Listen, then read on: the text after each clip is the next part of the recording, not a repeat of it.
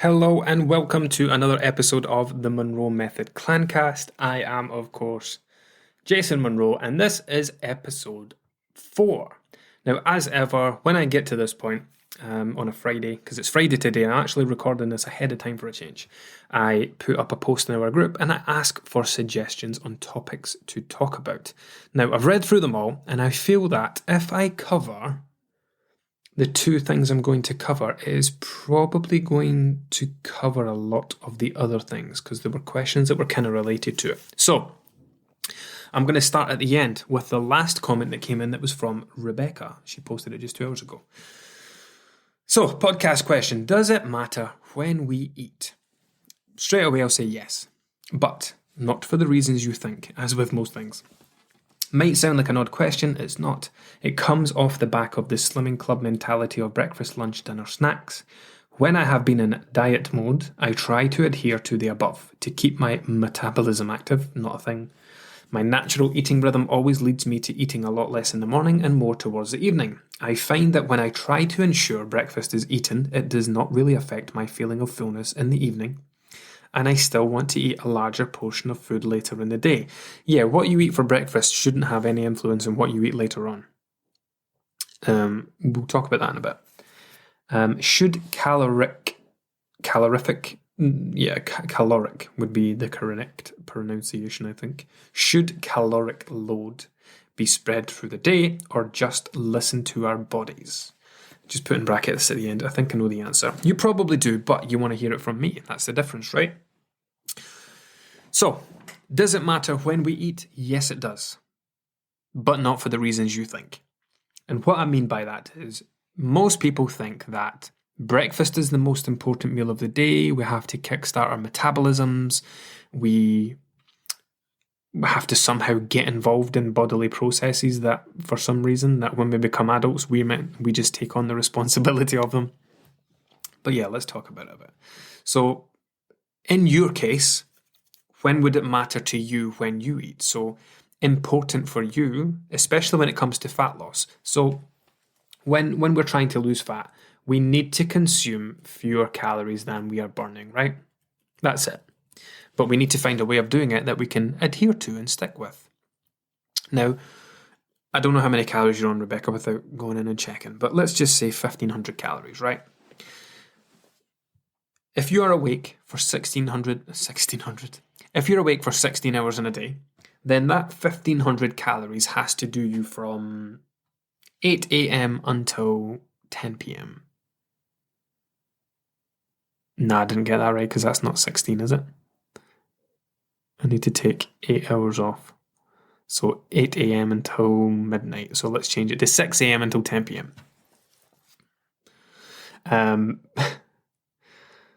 So yeah, that has to do you 16 hours basically. Now, if you are someone like me, I am a habitual breakfast skipper. It is 13:25 right now on Friday the 21st. I have not had anything to eat today yet. Not intentional. I just, the way that my mornings go is I get up, I get the kids sorted, I get them to school, one to school, one to nursery, then I take the dog a walk, then I need to get to my desk and start doing check-ins. I've got a busy morning. I can easily not have breakfast. Some days I'll need a lunch. Some days it'll be easier for me to skip. I've gotten to that point in the day now where I will skip my lunch. And it's going to help me because we are planning to have a takeaway tonight. So, in that way, I've kind of inadvertently managed my calories for the day because it both suits me, but it also fits in with the fact that I'm going to have a kind of higher calorie dinner. So yeah, I mean, if I introduced a breakfast, it would serve no purpose in my case, just as it hasn't served any purpose in your case. When might it be a good idea to introduce a breakfast? So let's say that someone wakes up in the morning and skips breakfast because, like me, they have the mad morning rush, but they're also not hungry. They're not really thinking about it, but then they get to work, they sit down at their desk, they switch on the computer, and they start to think about food. And they actually start to feel hungry. Now, in that instance, that person might then go to make a cup of tea, there may be biscuits in the office, and 10 minutes later, there are 10 digestives, 10 custard creams, insert biscuit of choice here. Because they've been hungry and there's been food in sight. So in that case, you would say to that person, I know you're not hungry in the morning. However, the strategic introduction of a breakfast, an intentional breakfast, is going to help you avoid this. People have there is this kind of widely bandied phrase of, just eat when you're hungry and stop eating when you're full. Now, that can be helpful, but not all of the time. Because we can also eat ahead of predicted hunger. How many times have you, maybe had a meal and said, oh, do you know what, I've got a busy day today. I'm going to have a bigger breakfast because I probably won't get lunch. You've probably done it in the past. You don't realise it, but that was strategic eating. You were eating ahead of a predicted lack of food, or not being in a position where you'll be able to grab something, or whatever the case may be. And that is the intentional introduction of a meal or an extra meal or extra food ahead of predicted hunger. And that's the same thing here. So if someone is getting to mid-morning and they are starting to graze, then that could be avoided. And that generally has a negative outcome, right? Because the person wasn't hungry, now they're eating all this stuff and it's just annoyed them. Now they want to try and force themselves to skip lunch, but then they start grazing in the afternoon again, then they're super annoyed with themselves. And all of that shit could have been avoided by simply choosing to have a breakfast, even though you're not hungry. It is a strategical thing. I know I'm not hungry right now, but I'm going to be hungry in a couple of hours. And in a couple of hours, I won't be in the position to eat the way that I can right now. That's why I keep going to the biscuit drawer or cupboard or tin or whatever in the office. Relate that to your own kind of work, home scenario, whatever it may be. So yeah. And yeah, the 16-hour thing, when, 16 hours to spread 1,500 calories is doable. However, if you're in a calorie deficit and you're trying to lose fat and you start your eating at 12 o'clock and go to bed at 10, now we have a 10-hour window where 1,500 calories might be consumed. So someone eating all day starting from breakfast time might be a 300-calorie breakfast, a 400-calorie lunch, and a 500-calorie dinner, plus a few hundred calories for snacks. Whereas someone eating later in the day, it's basically intermittent fasting, right? One day, people have been skipping breakfast since the dawn of time, and then one day someone came up with the word intermittent fasting, a fancy way of saying skipping breakfast. Just another way to sell diets, to sell books, to sell fucking apps for tracking these things. People use apps to track the skipping of breakfast. People love to overcomplicate things. But yeah, when we move it to the latter part of the day and we eat from 12 till 10, then that 1,500 calories only has a 10-hour window. So that could then be a 600-calorie lunch, a 700-calorie dinner, and then a couple of hundred calories for snacks. You may feel more satisfied by having more filling meals than doing it the other way. Whether you eat breakfast or not doesn't determine how hungry you're going to be at dinner time. Just with your comment there about, I've introduced breakfast, but it's not made a difference later on. I wouldn't expect it to in that case. What was the next part? Oh yeah, when I have been in diet mode to keep my metabolism active, there is this crazy notion that for some reason, when we mature, when we become adults, we have to take on the micromanaging of our bodily functions, of our bodily processes. We do not have to manually control our lungs. We do not have to manually control our bladders. We do not have to manually control our metabolism. We don't need to kickstart our metabolism by eating something. We don't need to kickstart our lungs with a big massive breath. We don't need to kickstart our bladder with a big drink of water. Think of your metabolism. Your metabolism goes all the time, right? And it's a complex thing. It covers many different processes in the body. But think of your metabolism as when you switch on your car, when you start the ignition, when you turn the key or press the button if you've got a fancy car, or even if you're outside it with an app on your phone and you can start your car like my brother-in-law can, and defrost your windows and switch on your heated seats and stuff. It's like starting your car and then doing nothing. When your engine is idling, it's just ticking over. That's what your metabolism is, this underlying current that goes all the time. Because remember, if we don't eat anything in a day, our body still burns. It's still burning calories. Sorry, I didn't mean to say eat. If we don't do anything in a day, our body is still burning calories.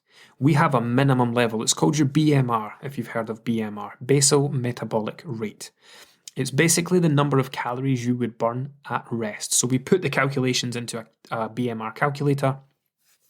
And if you lay on the floor, fast asleep, for 24 hours solid, it's the minimum number of calories your body would burn just keeping you alive and ticking over. The number of calories your metabolism would run on just keeping you ticking over. In the same way that when we start our cars and don't do anything, the car will tick over at a rate and use a certain level of fuel. Now, we do not need to intentionally eat to make our metabolism do anything. All we are doing is when we eat, we give our metabolism more to do. We're not kickstarting it. We're giving it something to do. In the same way that when you put your foot on the accelerator, you're not kickstarting your engine. You're giving it something to do. So when we consume a meal and we digest it, then our metabolism increases because it has to, because we've given it an energy expensive task to do. Does that make sense? So we do not need to take manual control of our metabolism. We do not need to give it anything to do. In fact, by giving it something to do, we are in actual fact consuming calories. Which it doesn't make any sense. Oh, I need to make my metabolism, I'm going to eat something. Okay, I thought your goal was to lose weight. Oh yeah, but I also need to keep my metabolism going. Like, no, you don't. You don't need to do a single thing to your metabolism. Anyway, let me read the rest of that. So, should caloric load be spread through the day? If you are someone like I suggested earlier on, who skips breakfast and then is grazing all day, yes, your calories should be spread throughout the day with more structure. In your instance, Rebecca, no, your calories shouldn't be spread through the day because that doesn't work well for you specifically, individually. What's better for you is the way that you're doing it. So it's one of these ones where, everybody's looking for the best way to do things, and the best way is not some generic coverall that applies to absolutely everyone. People are always looking for the best diet. If there was a best diet, we'd all be doing it. And none of us would have any weight issues and we'd all be super healthy and living to 125. It doesn't exist. There is no best way. There is no generic best way. However, there will be better and worse ways for each person as an individual to approach things. So, yeah, the last point on this is that, even our bodies don't really work in exactly in a 24-hour cycle. Time is a human invention, but it makes the world around us easier to understand and more quantifiable. So if you think of it this way, let's say you are burning 2,000 calories in a day. Now let's say you have a 1,500 calorie breakfast and you eat nothing for the rest of the day. Your body will run off the energy from that 1,500 calories of food all day until it runs out, until you have burned 1,500 calories. This is a very simplistic way of explaining it, but it helps get a point across. So those 1,500 calories will run out, and then your body will switch over to running off your body fat stores. And it will use 500 calories worth of body fat until it reaches your total calorie burn of 2,000 for the day. And that's it. You have been in a 500 calorie deficit. Now, same example, 24 hours, except in this case, you eat nothing until dinner time. And for dinner, you have 1,500 calories for dinner. So what happens there is you are in a deficit all day, then you put in 1,500 calories of energy, and then you will then run off those 1,500 calories. In that day, you have created a 500 calorie deficit. The only difference is, in one example, you've eaten them all in the morning and ran off them all day. In the other example, you've eaten nothing all day, had your 1,500 in the evening, and then you'll then run off those calories. When I say run off, I mean your body will run off it as a fuel. Your body will burn those through the night and into the next day until they run out, and then you go back to body fat again. That's how a calorie deficit works. We create the conditions where we have an overall negative energy balance, so that every time the energy that we consume from food runs out, our body switches over to body fat. And it could be like, you have a 300 calorie breakfast, and that lasts you until 11 a.m. And then at 11 a.m, you spend an hour in a deficit, and then you have your lunch. And then you run off that till 3 p.m. And then you have your dinner at 6, and you spend 3 hours there in a deficit. And then do you see what I mean? We're not always in a deficit during the day. There are periods where we are running off of the food that we consume, and then there are days where our fuel source switches over to body fat. How that happens across a day does not matter at all. We don't need to make sure we don't eat after 7 p.m. We don't need to restrict carbs. We don't need to do a single gosh darn thing to our metabolism. It is perfectly capable of looking after itself. So I hope that's been helpful. Next one is a big one, so let's do this. Now, Kirsty said, is there such a thing as self-sabotage? Yes, there is. I've already read your question on. That's not what this is, though. So reaching a new low number on the scales seems to ignite my urges to overeat. I experience similar feelings when I'm relieved that a stressful event, a meeting, etc., is over. So it could be a celebratory feelings, but I wondered if subconscious self-sabotage really exists. Yes, it does, but that's not what this is. This is you rewarding yourself with food.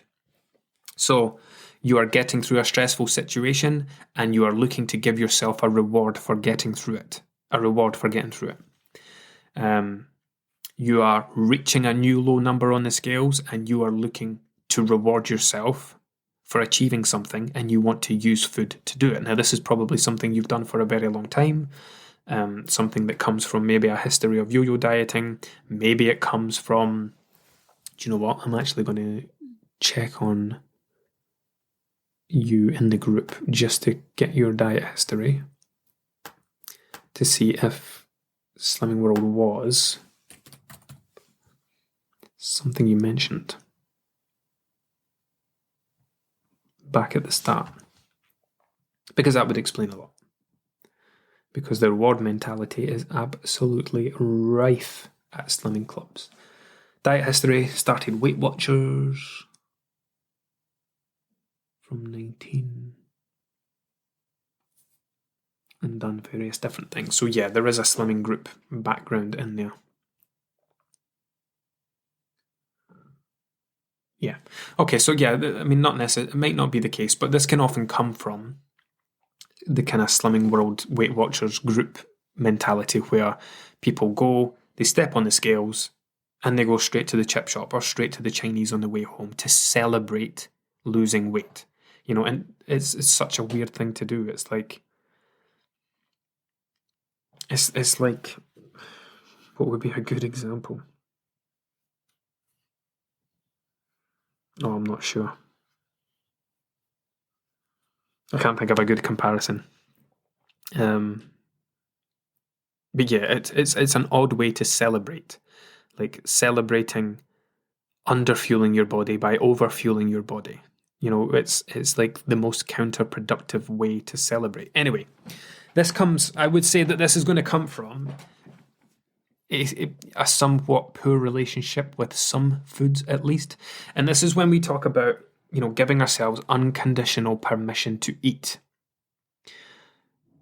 Because when we don't give ourselves unconditional permission to eat, we then look for opportunities to create the conditions where we can fit these in. So let's say someone would quite happily have a bottle of wine every night, but they don't. Because it probably wouldn't be great for them. They wouldn't be a pleasant person in work each day. They understand it's not great for their health, but at the same time, they would still love to do it. Because who doesn't love feeling a bit tipsy, right? But they don't.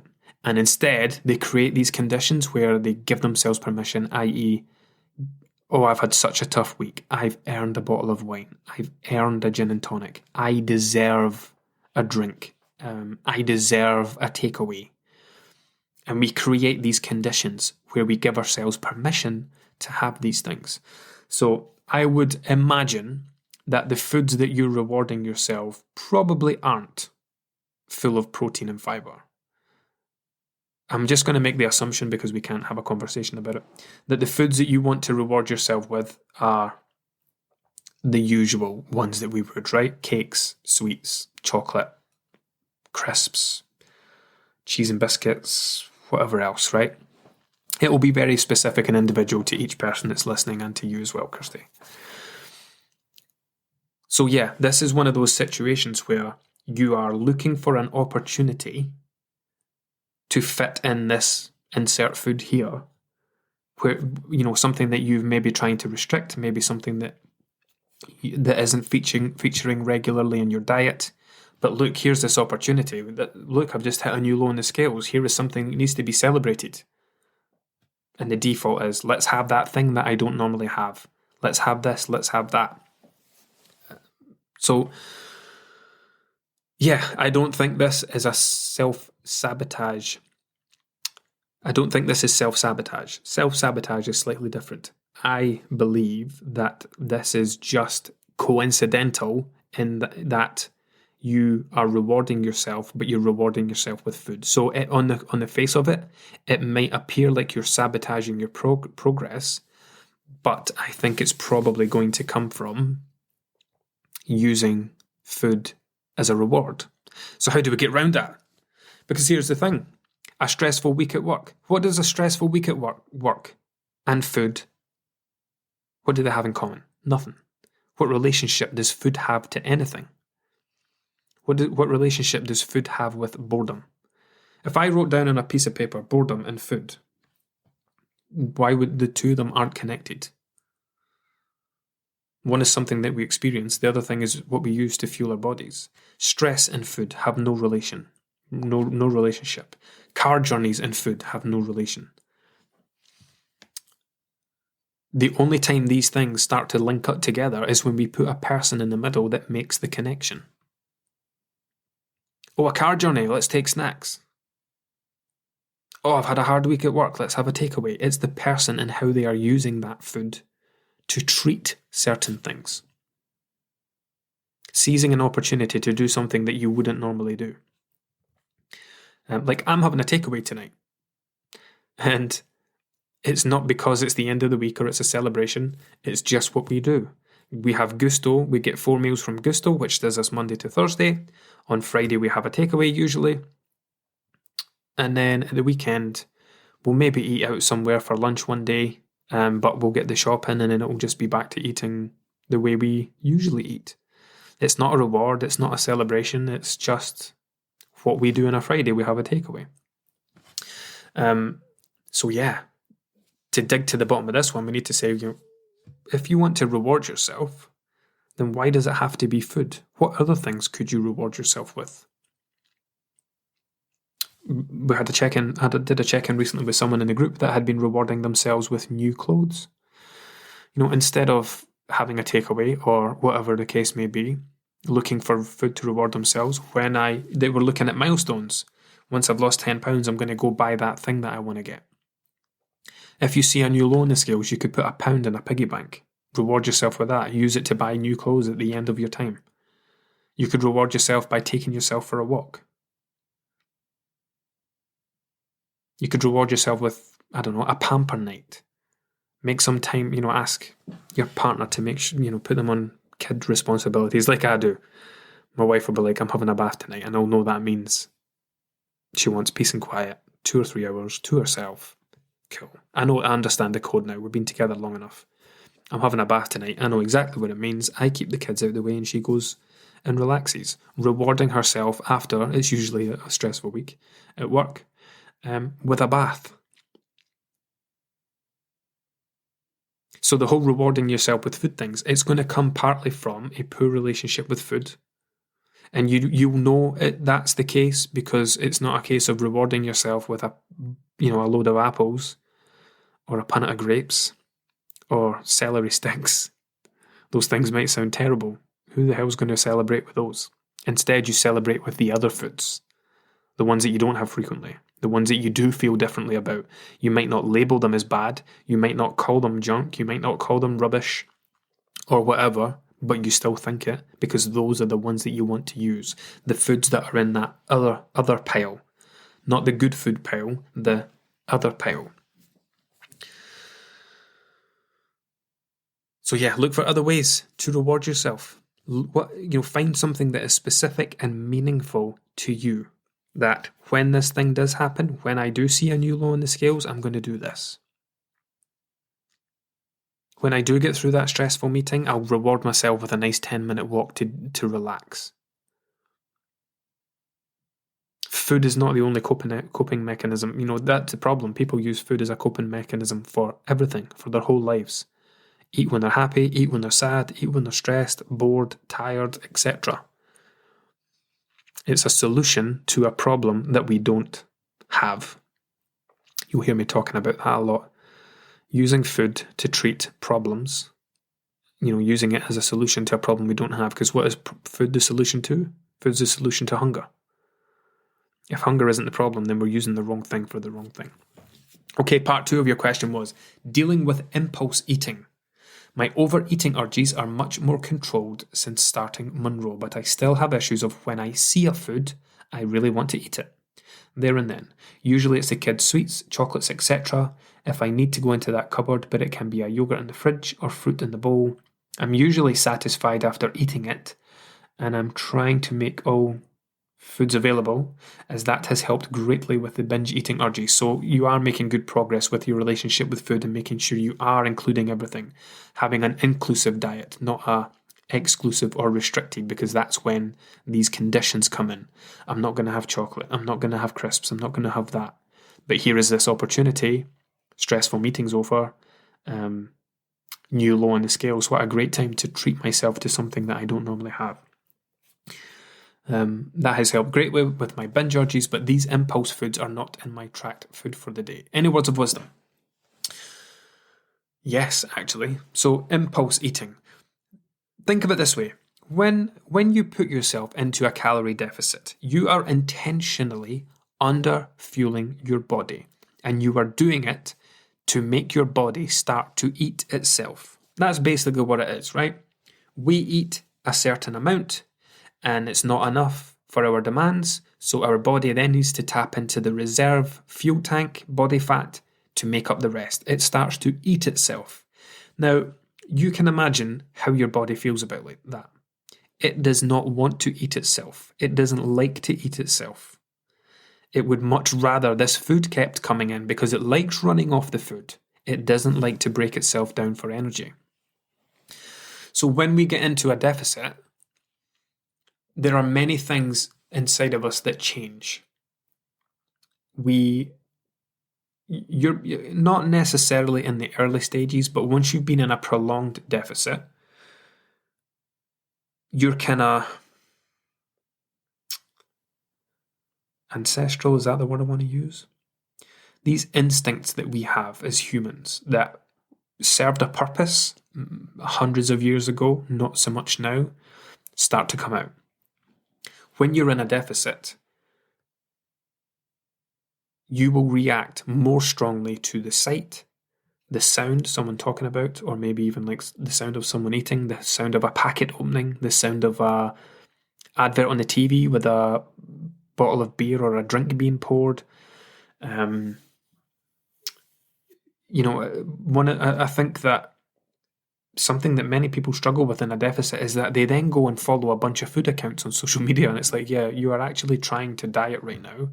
yet you're exposing yourself, visual exposure to all this incredible food. Like, how many of these videos, I'm going to make everyone hungry now talking about this, but how many videos do you watch on social media where, someone's doing this recipe, it's a nice quick reel, and at the end they go in for the money shot, and it's like they're spooning the macaroni cheese and they're lifting it as slow as they can so you can see all the cheese connected and all of that stuff.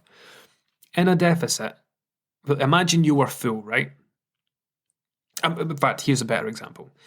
Have you ever went to the supermarket on an empty stomach and a full stomach? When you go on an empty stomach, you are looking at everything. You will bring home far more shit than had you went on a full stomach. My doorbell just went, I need to pause this. Okay, are we recording again? We are. That was the postman. So yeah, the difference between going to the supermarket on a full stomach versus going on an empty stomach. When you go on a full stomach, you will make completely different choices. You will only really get what you want. You will not be lured in by the temptation of how great that sounds or how great that looks or how great you'll know that chocolate thing will taste versus when you go on an empty stomach. Everything looks amazing. The mere thought of things looks amazing. I know the difference. When I go to the supermarket on a full stomach, I get a completely different shop. When I go and I am very hungry, I will bring home desserts and stuff. Like, desserts isn't generally something I would do, but I get there, especially in Aldi, because when you go to Aldi, our Aldi at least, you walk in, cereals are on the left, big long cereal bar, nuts, seeds, crisps, etc. On the right hand side is coffee, tea, jams, spreads, and then boom, bakery bit, cakes, all the bread stuff, etc. If I go on an empty stomach, I'll bring home blueberry muffins, maybe some kind of cakey biscuity thing. When I go on a full stomach, I just breeze past that stuff. So this isn't just limited to other people. It happens to me, a nutritionist as well. It's how all humans are designed. We have natural instincts to react to the sight, smell, sound, thought, etc. of food. And it comes from our hunter-gatherer days where food may have been scarce, so the mere sight of it, the mere thought of it triggered something and says, go eat, go eat. We need the energy, we need the calories. In today's world, where food is available everywhere, 24/7, 365, within walking distance of most people's houses, it's not something that serves us, okay?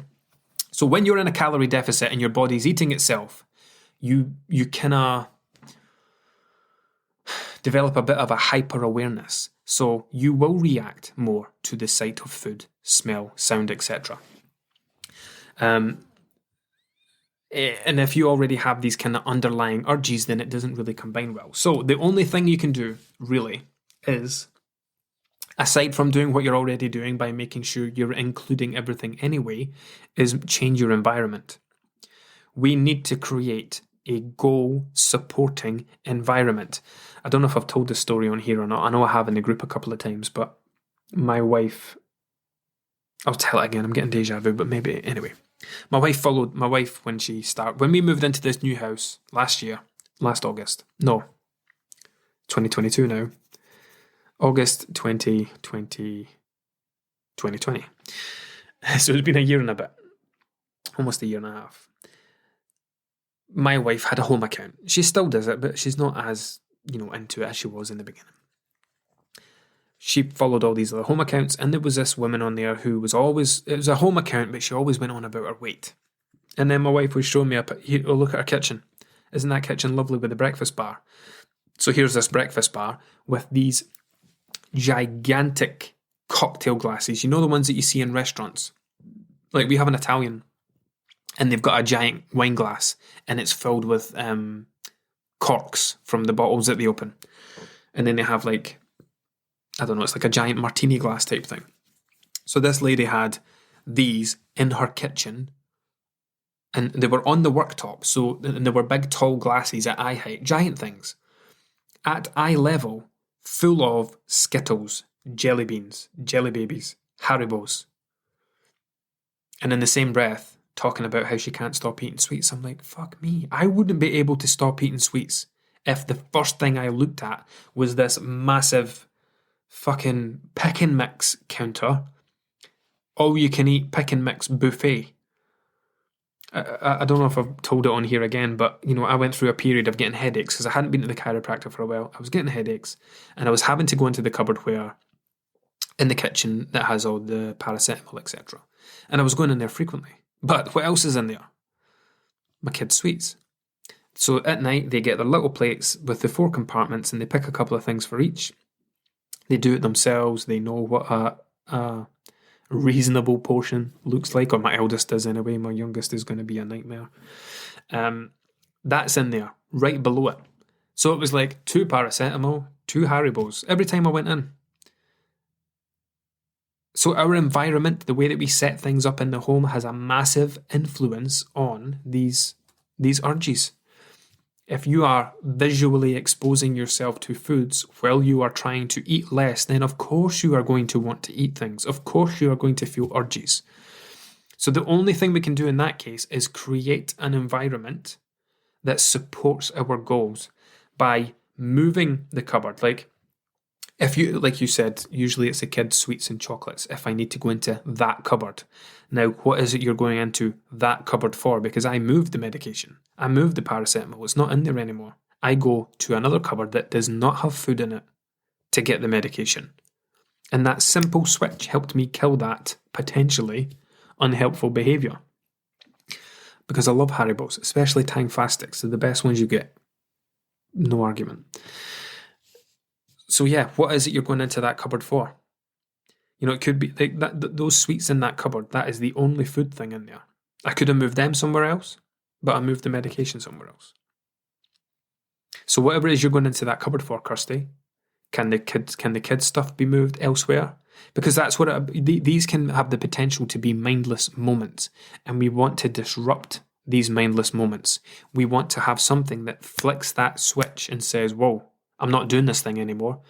When you go into that cupboard by default, I had someone once who kept going into a drawer because this is where they kept a giant bar of chocolate.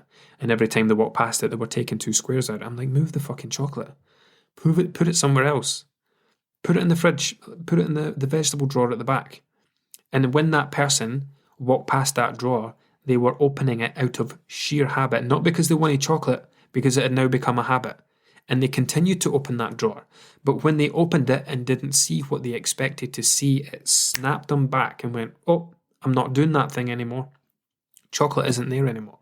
So we create barriers and we disrupt these automated thought processes that start to happen by moving stuff around in the kitchen. Fruit bowl. Do you know what? A fruit bowl would be one of the more helpful things, I would say, because people, another example is if someone has a glass jar of biscuits and they leave that next to the kettle. And every time they make a cup of tea, they're having a biscuit because it's basically on display in a shop window, right? This glass jar full of biscuits, you're standing there bored, waiting on the kettle to boil. Yeah, why not pass the time with a digestive? That's a great idea. Why not pass the time with a custard cream? Why not have another one? And now I need to have one with my tea as well. So we can make a big difference here by setting up a goal-supporting environment, setting up an environment that doesn't facilitate overeating, that makes it less easy to overeat, by taking away those visual cues that increase our desire to eat something. It won't always be like this, but while you are in a deficit and these kind of urges are being heightened as a result of your body eating itself and it not really wanting to eat itself, it would much prefer that you ate something to give it energy. Making a temporary change can be really helpful. So yeah, I'm glad that your binge urges are reducing. This is probably coming from the work that you're doing on your relationship with food. So not feeling the need to binge on things that you're restricting. Not feeling the need to maximize every opportunity. Oh, I've already had a bit of chocolate. Might as well finish the whole bar. Might as well finish the whole bag. That kind of mentality. Because you're trying to quickly get through it all so you can go back to being normal again. Oh, I don't eat chocolate, but when I do, I just get it out of the way and then I don't have it for a while. So yeah, I'm glad that that's improving. And what are we on here? 39 minutes. Let's see if there's something I can quickly cover. Morning, I would love to hear tips about staying focused on choosing healthier options when living with someone who isn't, especially if the other person is sitting there eating crisps, chocolates in the evenings. Yeah, okay. So this has actually been on my mind quite a lot this past week because there's been a lot of check-ins where people have been talking about discipline. Now, discipline, commitment, dedication, etc. People saying, I need to be more disciplined, as in, I need to just stop myself from doing things that I want to do.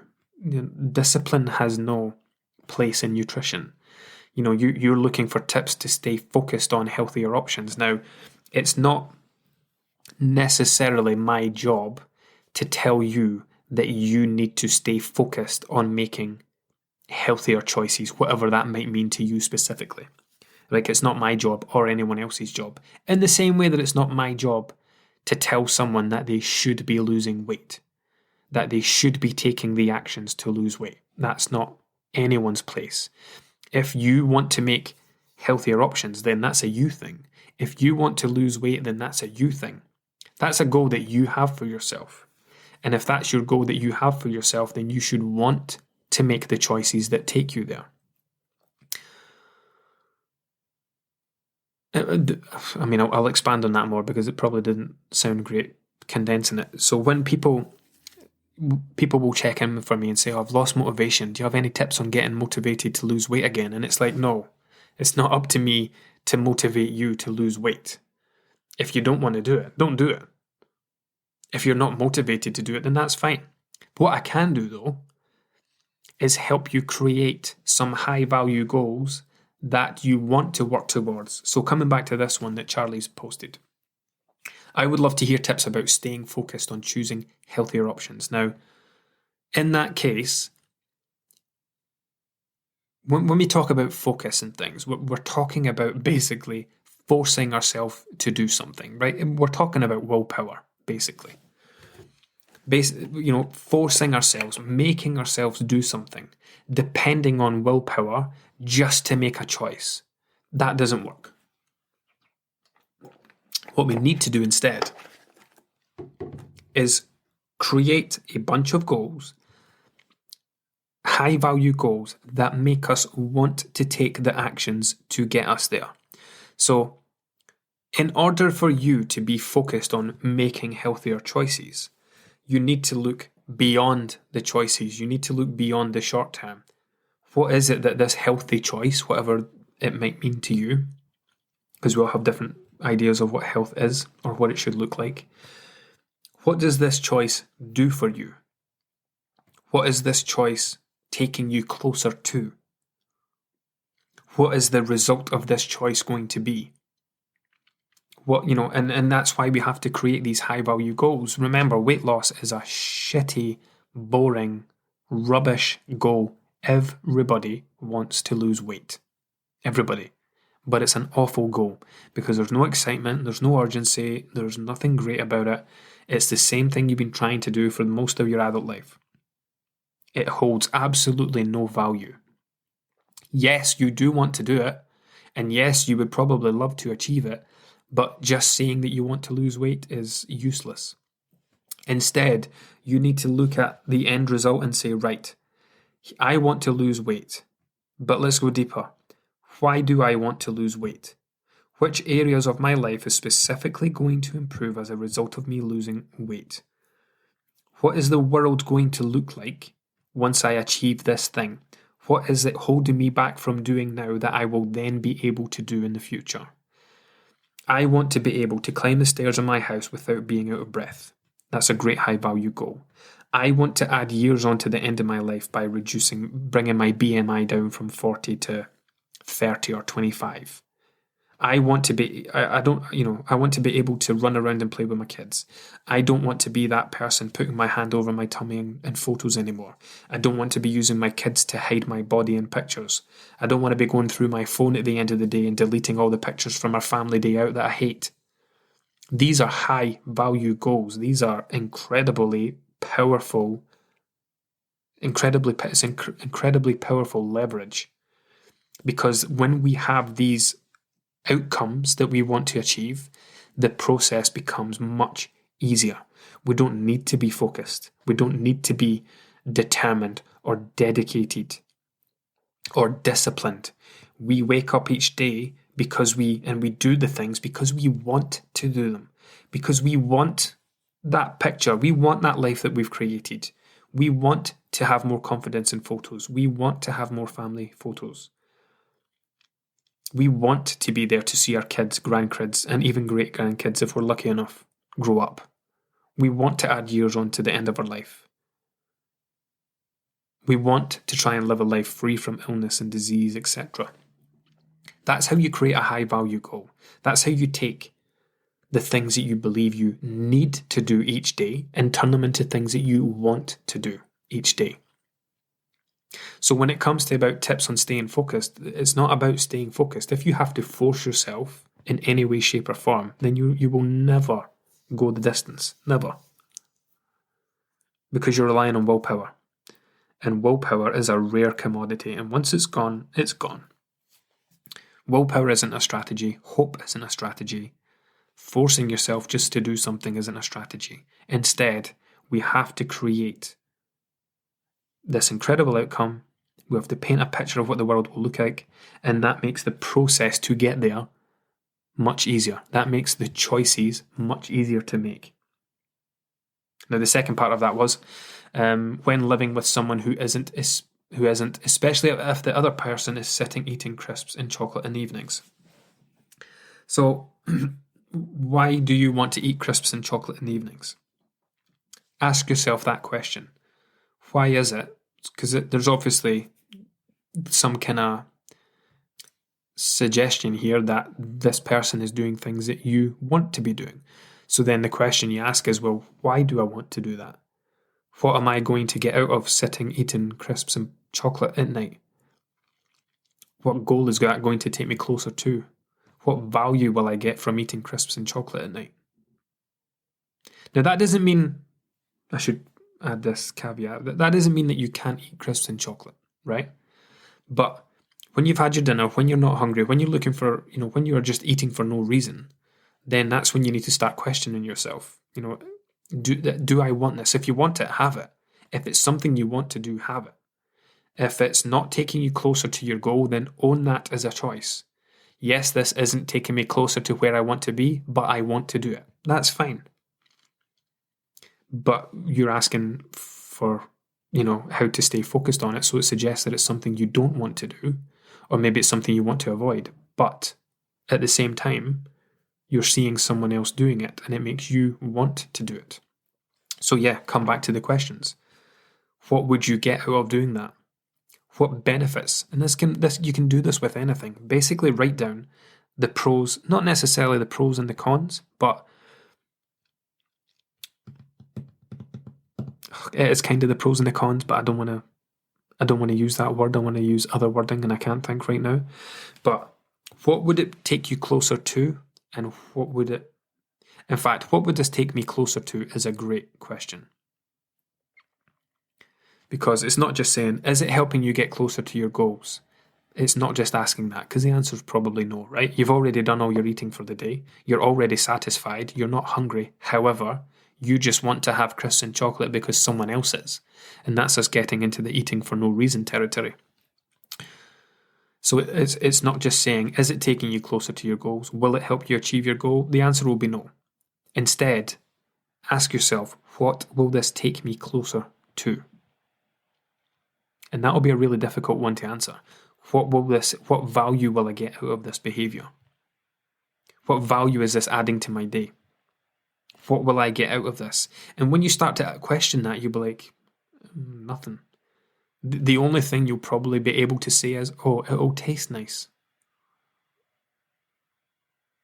And that's it. And when you start to do that, when I talk about creating high-value goals, we actually come at it from two angles. We don't just create a high-value goal. That was the word I'm looking for. Devalue. We also look to devalue the behavior. So you take a look to see what value will I get from it, and then you want to devalue it. The example I use when we do the high value goals live chat is when we talk about alcohol. When it's like, what are the pros? Or what value will you get from it? Oh, it's fun, it's relaxing, it's de-stressing, blah, blah, blah. Okay, and what's the downsides? I wake up feeling sluggish the next day, I'm crabbit, I'm probably not very nice to my kids, I'm terrible to be around, I don't really get a good sleep, I end up feeling more anxious and stressed than I was before I had a drink. And we devalue it as a behaviour in the same way we can devalue this. And listen, this isn't just about this isn't for life. This is us talking specifically about being in a calorie deficit. Remember, we only have to make some short-term temporary changes while in a calorie deficit. So yes, you might not be able to eat crisps and chocolate at night just now within your calories, because obviously we still need to be able to maintain a deficit to achieve the goal of fat loss. But in the future, once you do reach whatever your weight loss goal is, then yes, it might be realistic to introduce these things. It might be realistic to join in with your partner at night, if you want to, if you feel it's going to add value to your day or to your life, or to your evening. But when we are in a calorie deficit, we need to make these short-term changes to do the very thing that helps us get to these goals. So yeah, remember, and the last one, we'll wrap it up with this. The last one is, I spoke earlier about eating for no reason. Eating because other people eating is an awful reason to eat. Because it's just one more thing that we attach our eating to that isn't governed or regulated by our internal mechanisms, our own hunger and satiety cues, our own energy needs. If you eat every time you're bored, every time you're stressed, every time someone offers you food, if you eat every single one of those times, then your weight will get out of control. Because this isn't about, it moves beyond the realms of fueling your body to tackle your day and having the energy to approach your day. And it's just a case of, every time this happens, I eat. And the more things you have on that list, the more times you have, the more reasons you have for eating, the more issues you'll have in your weight. Eating because other people are eating is just one more thing. Trying to match the portion sizes of other people is just one more thing. You are then allowing other people's eating habits to dictate your weight, your energy consumption. And think about how mad that is. Imagine, it's like, especially when male partners are involved who naturally burn more calories than women anyway, but maybe they have more active jobs, maybe they're 6'5" and you're 4'11", 10, whatever. It's a similar situation to saying, like, I make £2,000 a month and that person makes £4,000 a month. And every time they buy something, I go and buy it too. The only difference is I'm getting into debt and they're perfectly fine because they make more money than me. It's very similar when it comes to our calorie burns. I sit down for 8 hours a day. I sit down to drive to my work, I sit down to do my work, I sit down to drive home from work, and then I sit down at night. Versus my partner who works on a building site, up and down ladders all day. Manually moving his body for the entire day. Plus he's 6'5", he's burning around 3,500 calories a day. I'm burning around 2,000. If you then allow someone else to dictate your eating, then you get into debt being gaining body fat. We can draw a lot of comparisons between finances and nutritional balance. Anyway, we'll wrap that up because this is getting on a bit and I try to keep it to 45 minutes. We're at 54. As ever, I hope that has been helpful. I would absolutely love to see people taking screenshots on this and tagging me on Instagram at Monroe_nutrition, or even at the Monroe Method, the other page. It increases my reach. It maybe means that new people will follow me. It might even mean that new people listen to this podcast. And again, because we have this weird thing where you can't leave like replies. Why? How weird is that we can't leave replies to podcast episodes on like Spotify and stuff? There should 100% be a social element there. But yeah, if you are a member of the group, please do come back to the daily posts. Let me know if you've listened to any of these episodes. Let me know what you thought, if it was helpful. Or yeah, drop me a DM on social media, whatever it is. Enjoy. I am wrapping up for the day and I am going to go and enjoy my weekend. And I'll see you back here again in 2 weeks' time.